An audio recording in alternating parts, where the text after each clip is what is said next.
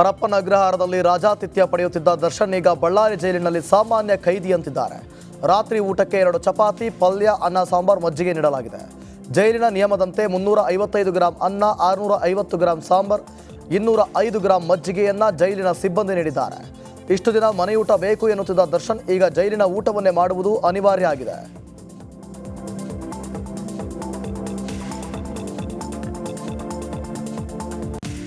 ಮಾಡೋದು ಅನಾಚಾರ, ಮನೆ ಮುಂದೆ ಬೃಂದಾವನ ಎನ್ನುವಂತೆ ಕೊಲೆ ಆರೋಪಿ ದರ್ಶನ್ ನ್ಯಾಯ, ಶಿಸ್ತು, ಸಮಾನತೆ, ಶಾಂತಿ ಎಂಬ ಸಂದೇಶ ಸಾರುವ ಟಿ ಶರ್ಟ್ ಧರಿಸಿ ಬಳ್ಳಾರಿ ಜೈಲಿಗೆ ಆಗಮಿಸಿದರು.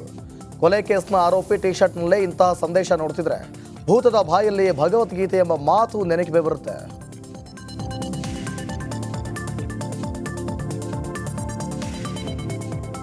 ಕೊಲೆ ಸಾರಥಿ ದರ್ಶನ್ ಗ್ಯಾಂಗ್ ವಿರುದ್ಧ ಪೊಲೀಸರು ಚಾರ್ಜ್ ಶೀಟ್ ರೆಡಿ ಮಾಡ್ತಿದ್ದಾರೆ. ಹೈದರಾಬಾದ್ನಿಂದ ಎಫ್ಎಸ್ಎಲ್ ಹಾಗೂ ಸಿಎಫ್ಎಸ್ಎಲ್ನಿಂದ ಸಾಕ್ಷ್ಯಗಳು ರಿಟ್ರೀವ್ ಮಾಡಿದ್ದು ಆ ಎಲ್ಲ ಸಾಕ್ಷ್ಯಗಳು ಪೊಲೀಸರ ಕೈ ಸೇರಿದೆ. ಖಾಕಿ ಕೈಗೆ ಸಿಕ್ಕಿರುವ ಸಾಕ್ಷ್ಯಗಳನ್ನು ಆಧರಿಸಿ ಚಾರ್ಜ್ ಶೀಟ್ ಸಲ್ಲಿಸಲು ಪೊಲೀಸರು ಮುಂದಾಗಿದ್ದಾರೆ. ಈ ಮಧ್ಯೆ ಆರೋಪಿಗಳ ವಿರುದ್ಧ 2ನೇ ಚಾರ್ಜ್ ಶೀಟ್ ಸಲ್ಲಿಸಲು ಸಜ್ಜಾಗಿದ್ದಾರೆ.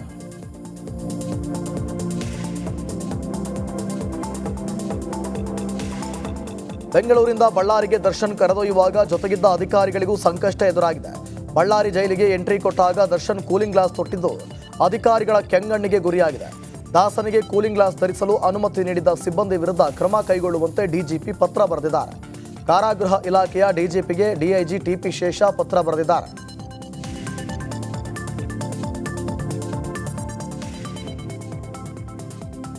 ರೇಣುಕಾ ಸ್ವಾಮಿ ಕೊಲೆ ಕೇಸ್ ಸಂಬಂಧ ನಟ ಚಿಕ್ಕಣ್ಣ ಎಸಿಪಿ ಕಚೇರಿಗೆ 2ನೇ ಬಾರಿ ವಿಚಾರಣೆಗೆ ಹಾಜರಾಗಿದ್ದಾರೆ. ಆರೋಪಿ ದರ್ಶನ್ ಭೇಟಿಗೆ ಪರಪ್ಪನ ಅಗ್ರಹಾರ ಜೈಲಿಗೆ ಹೋಗಿದ್ದಕ್ಕೆ ಮತ್ತೆ ವಿಚಾರಣೆ ನಡೆಸಲಾಗಿದೆ. ವಿಚಾರಣೆಯ ಬಳಿಕ ಮಾತನಾಡಿದ ಚಿಕ್ಕಣ್ಣ, ನಾನು ಒಬ್ಬ ಸಾಕ್ಷಿದಾರ, ಆದರೂ ದರ್ಶನ್ ಭೇಟಿ ಮಾಡಬಾರದು ಅನ್ನೋದು ಗೊತ್ತಿರಲಿಲ್ಲ, ಹಾಗಾಗಿ ಪರಪ್ಪನ ಅಗ್ರಹಾರಕ್ಕೆ ಹೋಗಿದೆ ಅಂತ ಉಪಾಧ್ಯಕ್ಷರು ಉತ್ತರಿಸಿದರು.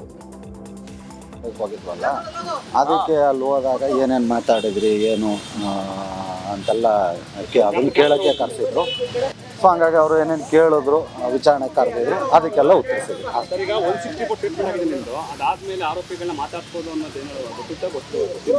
ಇಲ್ಲ, ಗೊತ್ತಿರಲಿಲ್ಲ ಸರ್. ಅದಕ್ಕೆ ಈಗ ಗೊತ್ತಿದ್ರೆ ಮೋಸ್ಟ್ಲಿ ಗೊತ್ತಿರಲಿಲ್ಲ.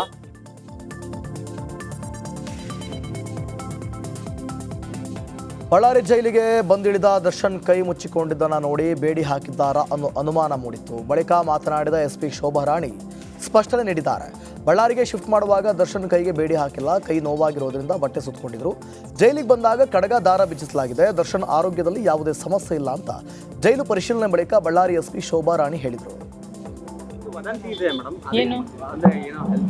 No no no no no no ಆ ಥರದ್ದು ಯಾವುದಿಲ್ಲ. ಫಸ್ಟ್ ಕ್ಲಾಸಿಗೆ ಹೆಲ್ತ್ ಚೆಕಪ್ ನಾನು ಮಾಡ್ತಿದ್ದೀನಿ. ನಾನು ಪೊಲೀಸ್ ರೀ, ಅದಿಲ್ಲ. ಹೆಲ್ತ್ ಚೆಕಪ್ ಏನೂ ಇಲ್ಲ. ನಾನು ಬ್ಯಾರಕ್ಕೆ ಹೋಗಿಲ್ಲ. ನಾನು ಮೇಡಮ್ ಅವರ ಚೇಂಬರಲ್ಲಿದ್ದೆ, ಜೈಲ್ ಸೂಪ್ರಿಡೆಂಟ್ ಚೇಂಬರಲ್ಲಿದ್ದೆ, ಅಲ್ಲಿಂದ ಬಂದಿದ್ದೀನಿ ಅಷ್ಟೇ. ಅವೆಲ್ಲ ಯಾವುದು ವದಂತಿಗಳು ಇಲ್ಲ, ಎಲ್ಲ ಚೆನ್ನಾಗಿದ್ದಾರೆ.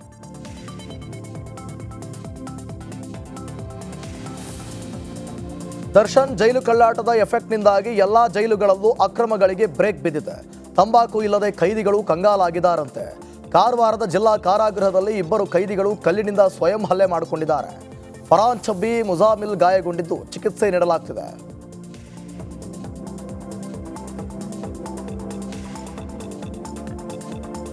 ದರ್ಶನ್ ರಾಜ್ಯಾತಿಥ್ಯ ಸುದ್ದಿ ಬಳಿಕ ರಾಜ್ಯದ ಕಾರಾಗೃಹಗಳ ಬಗ್ಗೆ ಚರ್ಚೆ ಶುರುವಾಗಿದೆ. Shivamogga hi tech jail South Korean ಮಾದರಿಯಲ್ಲಿ ನಿರ್ಮಿಸಲಾಗಿದೆ. ಆದರೆ ಇಂಥ ಹೈಟೆಕ್ ಜೈಲಿಗೆ ಜಾಮರ್ ಇಲ್ಲ. ಶಿವಮೊಗ್ಗ ವಿಮಾನ ನಿಲ್ದಾಣ ಕಾರ್ಯಚಟುವಟಿಕೆಗೆ ಅಡ್ಡಿಯಾಗುವ ಕಾರಣದಿಂದ ಜಾಮರ್ ಅಳವಡಿಸಿರುವಂತೆ ವಿಮಾನಗಳ ಕಾರ್ಯಾಚರಣೆ ಸಿಗ್ನಲ್ಗಳ ಮೂಲಕವೇ ನಡೆಯುತ್ತೆ. ಹೀಗಾಗಿ ಜಾಮರ್ ಅಳವಡಿಸಲು ಅಡ್ಡಿಯಾಗಿದೆಯಂತೆ. ಜಾಮರ್ ಇಲ್ಲದೆ ಇರುವುದರಿಂದ ಜೈಲಿನಲ್ಲಿ ಮೊಬೈಲ್ ಬಳಸಲು ಸಮಸ್ಯೆ ಇಲ್ಲ. ಅಲ್ಲದೆ ಈ ಹಿಂದೆ ಜೈಲ್ ಮೇಲೆ ದಾಳಿ ನಡೆಸಿದ್ದಾಗ ಮೊಬೈಲ್ಗಳು ಸಿಕ್ಕಿದ್ವಂತೆ.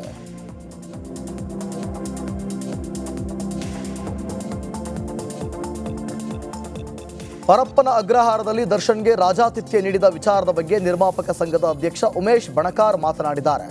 ಜೈಲಿನಲ್ಲಿ ಕುರ್ಚಿ, ಸಿಗರೇಟ್, ಕಾಫಿ ಹೇಗೆ ಹೋಯಿತು? ದರ್ಶನ್ರನ್ನ ಬಳ್ಳಾರಿ ಜೈಲಿಗೆ ಶಿಫ್ಟ್ ಮಾಡಿದರೆ ಎಲ್ಲವೂ ಸರಿ ಆಯ್ತಾ? ಜೈಲಲ್ಲಿ ಎಲ್ಲವೂ ಸಹ ನಡೆಯುತ್ತೆ ಅಂತ ಉಮೇಶ್ ಬಣಕಾರ್ ಹೇಳಿದ್ದಾರೆ. ಅವರು MTRಗಾಗಲಿ ಅಥವಾ ಇನ್ಯಾವುದೋ ಒಂದು ಹೋಟೆಲ್ಗಾಗಲಿ ಬಂದು ಕಾಫಿ ತೊಗೊಂಡು ಹೋಗಲಿಲ್ಲ ಸರ್. ಅಲ್ಲಿದ್ದಾಗ ಸಹಜವಾಗಿ ಅವರು ಊಟನೇ ಕೊಡಿ ಅಂತ ಹೇಳಿ ಕೋರ್ಟ್ನ ಮೊರೆ ಹೋಗಿ ಮನೆ ಊಟ ಬೇಕು ಅಂತ ಹೇಳಿ ಕೇಳ್ಕೊಂಡಿದ್ದವರು. ಕಾಫಿ ಸಿಗುತ್ತೆ ಅಂದಾಗ ಕುಡಿದಿರ್ತಾರೆ. ಕುಡಿದು ಸಿಗರೇಟ್ ಸೇದಿದ್ದಾರೆ ತಪ್ಪು, ಅದು ಒಪ್ಕೊತೀನಿ. ಆದರೆ ಆ ಸಿಗರೇಟ್ ಆದರೂ ಕೂಡ ಒಳಗಡೆ ಹೇಗೋಯಿತು, ಕಾಫಿ ಆದರೂ ಕೂಡ ಒಳಗಡೆ ಹೇಗೋಯಿತು, ಆ ಚೇರು ಕೂರಿಸೋದಕ್ಕೆಲ್ಲ ವ್ಯವಸ್ಥೆಗಳು ಇರಬೇಕಲ್ವ. ಸೊ ಅವರು ಒಂದು ಸೆಲೆಬ್ರಿಟಿಯಾಗಿ ಒಂದು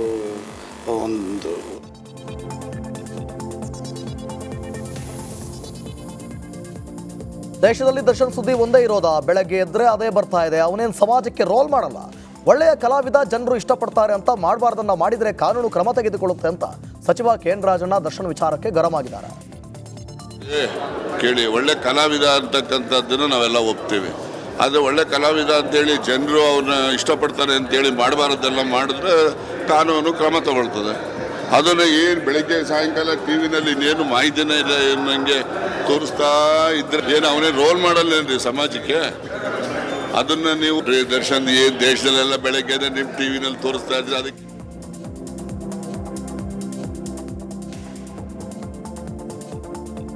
ಮೂಡಾ ವ್ಯೂಹದಲ್ಲಿ ಸಿಎಂ ಸಿದ್ದರಾಮಯ್ಯ ಕೇವಲ 2 ದಿನದ ಮಟ್ಟಿಗೆ ಸೇಫ್ ಆಗಿದ್ದಾರೆ. ರಾಜ್ಯಪಾಲರು ಪ್ರಾಸಿಕ್ಯೂಷನ್ಗೆ ನೀಡಿರುವುದನ್ನು ಪ್ರಶ್ನಿಸಿ ಸಲ್ಲಿಸಿದ್ದ ಅರ್ಜಿಯನ್ನ ಹೈಕೋರ್ಟ್ನಲ್ಲಿ ವಿಚಾರಣೆ ನಡೆಸಲಾಯಿತು. ಸಿಎಂ ಸಿದ್ದರಾಮಯ್ಯ ಪರ ವಾದ ಮಂಡಿಸಿದ ಮನು ಸಿಂಘ್ವಿ ಒಂದಷ್ಟು ಮಾಹಿತಿಗಳನ್ನು ನ್ಯಾಯಮೂರ್ತಿಗಳ ಮುಂದೆ ಇಟ್ಟರು.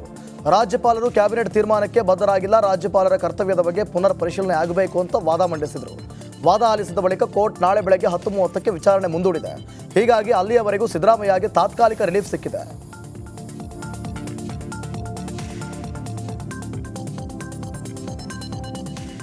ಆದಾಯ ಮೀರಿ ಆಸ್ತಿ ಗಳಿಕೆ ಪ್ರಕರಣದಲ್ಲಿ ಡಿಸಿಎಂ ಡಿಕೆ ಶಿವಕುಮಾರ್ಗೆ ಹೈಕೋರ್ಟ್ನಿಂದ ಬಿಗ್ ರಿಲೀಫ್ ಸಿಕ್ಕಿದೆ. ಪ್ರಕರಣದ ತನಿಖೆಯನ್ನು ಲೋಕಾಯುಕ್ತಕ್ಕೆ ನೀಡಿದ್ದನ್ನು ಪ್ರಶ್ನಿಸಿ ಸಿಬಿಐ ಮತ್ತು ಶಾಸಕ ಯತ್ನಾಳ್ ಸಲ್ಲಿಸಿದ್ದ ಅರ್ಜಿಯನ್ನು ಹೈಕೋರ್ಟ್ ವಿಭಾಗೀಯ ಪೀಠ ವಜಾಗೊಳಿಸಿದೆ.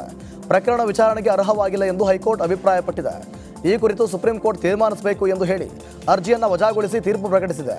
ಈ ಬೆನ್ನಲ್ಲೇ ಟ್ವೀಟ್ ಮಾಡಿದ ಶಾಸಕ ಯತ್ನಾಳ್, ಭ್ರಷ್ಟಾಚಾರದ ವಿರುದ್ಧ ನಮ್ಮ ಸಮರ ಇಲ್ಲಿಗೆ ನಿಲ್ಲುವುದಿಲ್ಲ, ಸರ್ವೋಚ್ಚ ನ್ಯಾಯಾಲಯದಲ್ಲಿ ನಾವು ಪ್ರಶ್ನಿಸುತ್ತೇವೆ ಅಂತ ತಿಳಿಸಿದ್ದಾರೆ.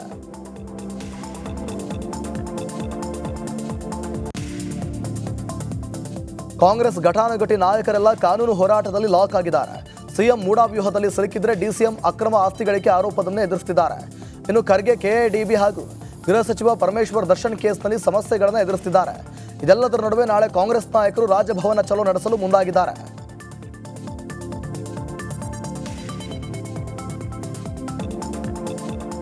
ಲಂಚ ಸ್ವೀಕರಿಸುವ ವೇಳೆ ದ್ವಿತೀಯ ದರ್ಜೆ ಸಹಾಯಕ ಲೋಕಾಯುಕ್ತ ಬಲೆಗೆ ರೆಡ್ ಹ್ಯಾಂಡ್ ಆಗಿ ಸಿಕ್ಕಿಬಿದ್ದಿದ್ದಾರೆ. ಕೋಲಾರದ ಕೆಜಿಎಫ್ ತಾಲೂಕು ಕಚೇರಿಯ ಭೂಮಿ ವಿಭಾಗದ ಕ್ಲರ್ಕ್ ಸುಜ್ಞಾನ್ ಫಿಲಿಪ್ 10,000 ಲಂಚ ಪಡೆಯುವ ವೇಳೆ ಲೋಕಾಯುಕ್ತ ಬಲೆಗೆ ಬಿದ್ದಿದ್ದಾರೆ. ಪಹಣಿಯಲ್ಲಿ ಕೋರ್ಟ್ ತಡೆಯಾಜ್ಞೆ ಆದೇಶ ನಮೂದು ಮಾಡಲು ದೊಡ್ಡಗಾಂಡ್ಲಹಳ್ಳಿ ಗ್ರಾಮದ ತ್ಯಾಗರಾಜ್ ಎಂಬುವರಿಂದ ಲಂಚಕ್ಕೆ ಬೇಡಿಕೆ ಇಟ್ಟಿದ್ರಂತೆ.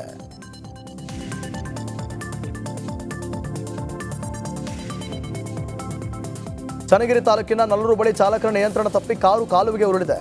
ಅದೃಷ್ಟವಶಾತ್ ಘಟನೆಯಲ್ಲಿ ಯಾವುದೇ ಪ್ರಾಣಹಾನಿಯಾಗಿಲ್ಲ. ಚಾಲಕ ಸಿದ್ದಿಕ್ ಈಜಿ ಕಾಲುವೆಯಿಂದ ಹೊರಬಂದಿದ್ದಾನೆ.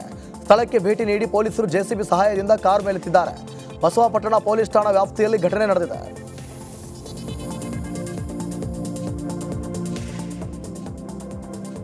ತುಮಕೂರು ತಾಲೂಕಿನ ಹೆಬ್ಬೂರಿನ ನಾರಾಯಣ ಕೆರೆ ಬಳಿ ಕಾಡಲ್ಲಿ ಕೊಲೆಯಾದ ಸ್ಥಿತಿಯಲ್ಲಿ ಮಹಿಳೆಯ ಶವ ಪತ್ತೆಯಾಗಿದೆ. ಸುಮಾರು 40 ವರ್ಷದ ಮಹಿಳೆ ಶವವನ್ನು ಕಬ್ಬಿಣದ ಪೆಟ್ಟಿಗೆಯಲ್ಲಿಟ್ಟು ದುಷ್ಕರ್ಮಿಗಳು ಗುಂಡಿಯಲ್ಲಿ ಮುಚ್ಚಿದ್ದಾರೆ. ಕುರಿಗಾಯಿಗಳು ಕುರಿ ಮೇಯಿಸುವಾಗ ಘಟನೆ ಬೆಳಕಿಗೆ ಬಂದಿದೆ. ಸ್ಥಳಕ್ಕೆ ಹೆಬ್ಬೂರು ಪೊಲೀಸರು ಭೇಟಿ ನೀಡಿ ಪರಿಶೀಲನೆ ನಡೆಸಿದರು.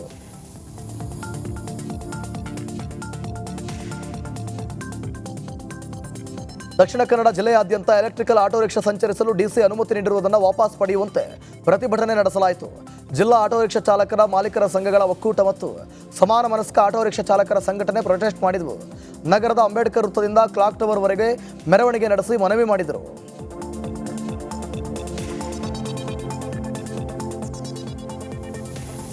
ಧಾರವಾಡದಲ್ಲಿ ಅಖಿಲ ಭಾರತ ಮಹಿಳಾ ಸಾಂಸ್ಕೃತಿಕ ಸಂಘಟನೆ ಪ್ರತಿಭಟನೆ ನಡೆಸಿದೆ. ಮಹಿಳೆಯರು ಎದುರಿಸುತ್ತಿರುವ ಸಮಸ್ಯೆಗಳ ಪರಿಹಾರಕ್ಕೆ ಆಗ್ರಹಿಸಿ ಡಿಸಿ ಕಚೇರಿ ಎದುರು ಪ್ರತಿಭಟನೆ ನಡೆಸಲಾಯಿತು. ಈ ವೇಳೆ ಮಹಿಳೆಯರ ಮೇಲೆ ಹೆಚ್ಚಾಗುತ್ತಿರುವ ದೌರ್ಜನ್ಯಗಳ ವಿರುದ್ಧ ಆಕ್ರೋಶ ಹೊರಹಾಕಿದರು. ಮಹಿಳಾ ದೌರ್ಜನ್ಯಗಳ ತಡೆಗೆ ಕಠಿಣ ಕಾನೂನುಗಳನ್ನು ಜಾರಿಗೆ ತರಲು ಆಗ್ರಹಿಸಿದ್ದಾರೆ.